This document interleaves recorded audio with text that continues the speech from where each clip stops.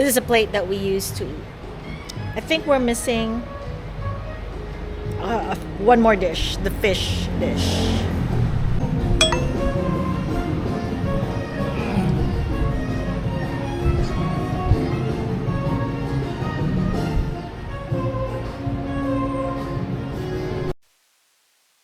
I know this is a short video, so please, accept my sincerest apologies.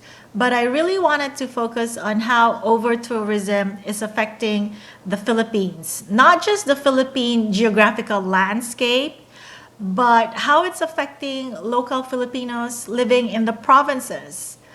I understand that tourism is, an important economic factor in the Philippines, but there has to be a way where locals can still enjoy their, way of life without having to take a back seat. The fact that the seafood industry in the Philippines would rather do business with major cities like Manila and Cebu is my hometown, there's definitely a disparity, and it's felt more and it's seen more here in the provinces.